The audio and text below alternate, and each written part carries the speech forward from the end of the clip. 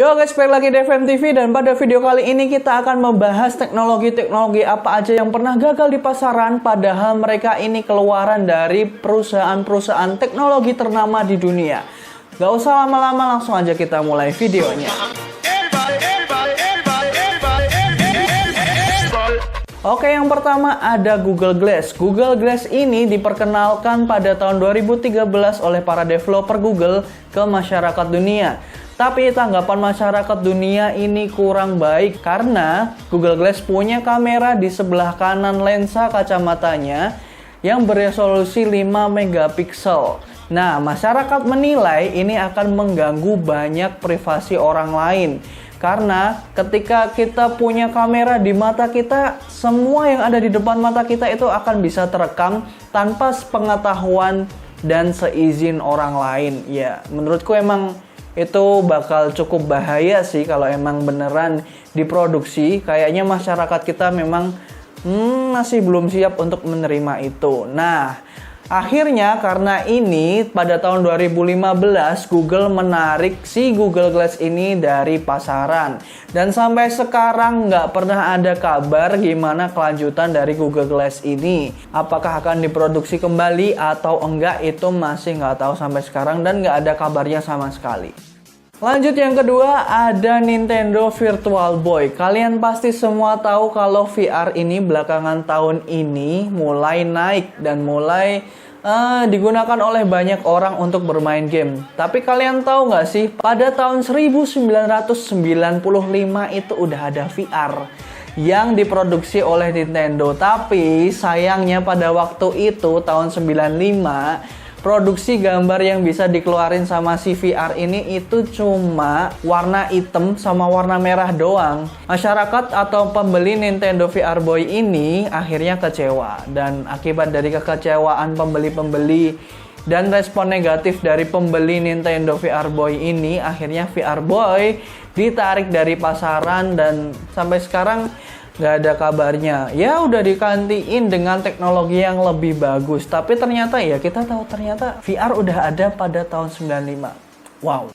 Yang ketiga ada Project Ara. Siapa yang nggak pernah nonton iklannya Project Ara di YouTube? Kalian tahu bentuknya kan? HP kotak yang bisa dilepas pasang kameranya, baterainya, dan lain sebagainya. Tapi sampai sekarang nggak ada kabarnya sama sekali si Project Ara ini bakal lanjut atau enggak.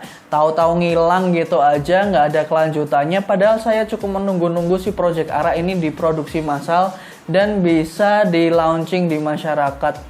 Kayaknya enak kan ya, kita bisa ganti kamera sendiri, bisa ganti baterai sendiri, dan menciptakan sebuah smartphone sesuai keinginan kita sendiri. Tapi ya mungkin teknologi itu belum siap dan masih digarap. Semoga aja si Project Ara ini ada kelanjutannya, nggak gagal gitu aja lah.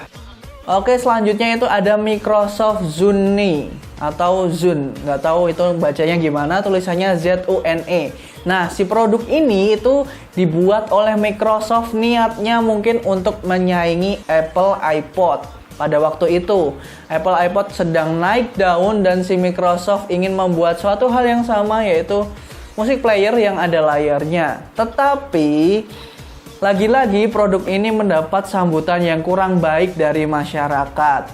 Karena si produknya Microsoft ini banyak sekali terdapat bug-bug di software si Microsoft Zune ini. Akhirnya karena masalah tersebut Microsoft Zune ini ditarik dari peredaran, ditarik dari pasaran, dan sampai sekarang Microsoft udah nggak pernah ngeluarin hal-hal kayak gitu lagi, iPodan kayak gitu lagi, udah nggak pernah ngeluarin lagi dan nggak ada kelanjutannya sama sekali.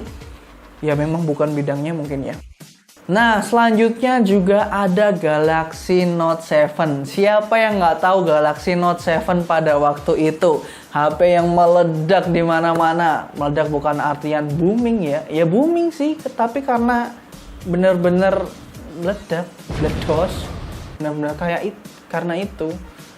Ya kita tahu semua pada waktu itu hype-nya sama kayak Note 8 atau Note 9 setelahnya. Tapi setelah launchingnya, setelah banyak yang menggunakan, ternyata banyak produknya yang mempunyai masalah pada baterai dan akhirnya meledak. gitu aja dan banyak melukai konsumennya. Nah, karena masalah ini Samsung akhirnya menarik Galaxy Note 7 dari peredaran. Tapi kerennya Samsung adalah setahun berikutnya Samsung berani mengeluarkan kembali Galaxy Note 7 ini dengan branding yang berbeda, yaitu Galaxy Fan Edition.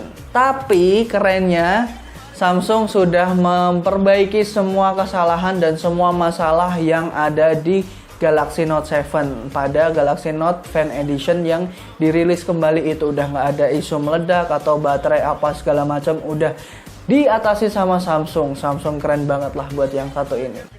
Nah, yang terakhir ada Windows Phone. Kita juga tahu dulu Nokia pernah ngeluarin smartphone yang sangat idealis, yang benar-benar bertahan sama Windows Phone-nya, dan akhirnya mereka lenyap entah kemana bersama smartphone-nya, dan akhirnya dibeli sama Cina dan sekarang pakai Android. Nah, si Windows Phone ini dulu mungkin keluarnya saingan sama Android lah ya, tapi Android lebih cepat naik dan si Nokia nggak mau untuk merubah HP-nya ke sistem Android. Mereka kekeh pengen pakai Windows Phone, tetapi pasar masyarakat itu lebih suka dengan Android. Akhirnya si Windows Phone ini semakin lama semakin tenggelam, brandnya juga tenggelam, hilang, dan akhirnya dibeli sama Cina.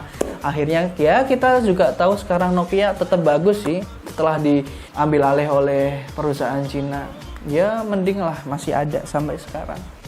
Oke, untuk video kali ini mungkin itu aja dari FMTV, dan ada pelajaran yang bisa kita ambil dari video ini.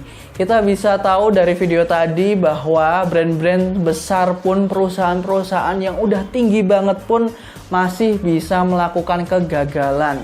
Nah, kenapa kita nggak bisa? Kenapa kita takut buat ngelakuin gagal?